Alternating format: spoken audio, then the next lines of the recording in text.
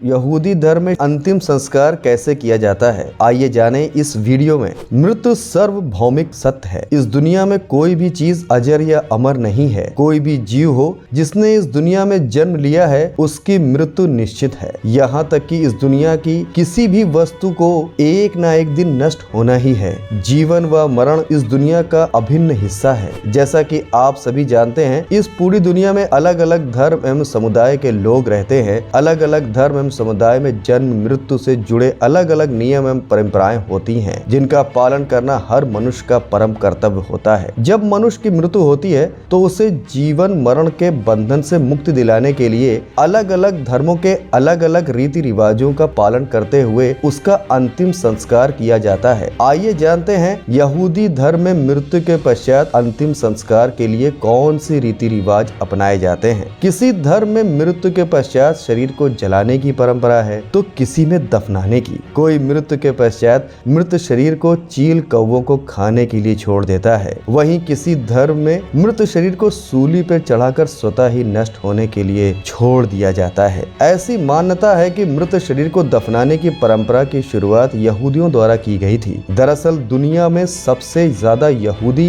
Israel या पश्चिमी देशों में ही पाए जाते हैं। इन देशों में प्रायः शीत जलवायु होती है, जिसकी वजह से लकड़ी में आग लगाने में कठिनाई होती है, जिसकी वजह से यहूदियों ने शवों को दफनाने की प्रथा की शुरुआत की। धीरे धीरे कई अन्य धर्मों ने भी इसका अनुसरण करते हुए शवों को दफनाने की प्रथा की शुरुआत की। यहूदी धर्म में जब किसी व्यक्ति की मृत्यु होती है तो ये प्रयास किया जाता है कि जितनी जल्दी हो सके मृत शरीर को दफना दिया जाए और स्वाभाविक रूप से विघटित होने के लिए छोड़ दिए जाएं। दफनाने की प्रक्रिया से पहले मृतक को नए कपड़े पहनाने का प्रावधान है। मृत्यु के पश्चात 1 सप्ताह के मातम की अवधि। यहूदी धर्म में जब किसी मनुष्य की मृत्यु होती है तो उसके अंत्येष्टि संस्कार के पश्चात 1 सप्ताह के दुख या मातम की अवधि चलती है, जिसे शिवा के नाम से जाना जाता है। इस मातम की अवधि में मृतक के 7 प्रथम श्रेणी के रिश्तेदार अर्थात माता पिता, पुत्र पुत्री, भाई बहन तथा जीवन साथी सम्मिलित होते हैं। इस अवधि के दौरान इन प्रथम श्रेणी के रिश्तेदारों को पारंपरिक रूप से एक घर में एकत्रित होकर आगंतुकों से मिलना होता है। अंत्येष्टि के समय मातम में सम्मिलित होने वाले प्रथम श्रेणी के रिश्तेदारों को केरिया की प्रक्रिया करनी होती है। इस प्रक्रिया के दौरान अपने बाहरी परिधान को फाड़ देना होता है और फटे हुए परिधान को शिवा के अंत तक यानी पूरे 1 सप्ताह तक पहनना होता है। शिवा के दिन की गणना अंत्येष्टि संस्कार के दिन शुरू की जाती है, जो 7 दिनों तक चलती रहती है। शिवा के दौरान पालन किए जाते हैं ये नियम।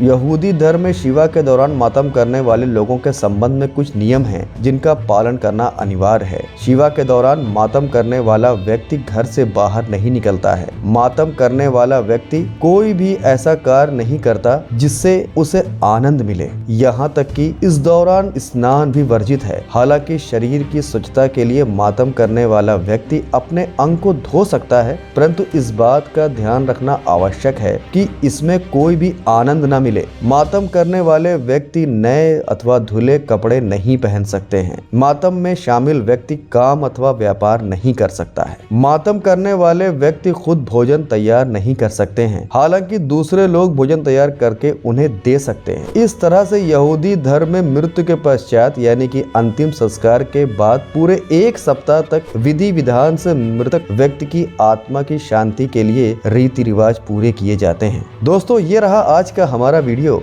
आपको हमारा ये वीडियो कैसा लगा, प्लीज हमारे इस वीडियो को देखने के बाद कमेंट जरूर करिएगा और शेयर करिएगा, सब्सक्राइब करिएगा। मिलते हैं अगले वीडियो में।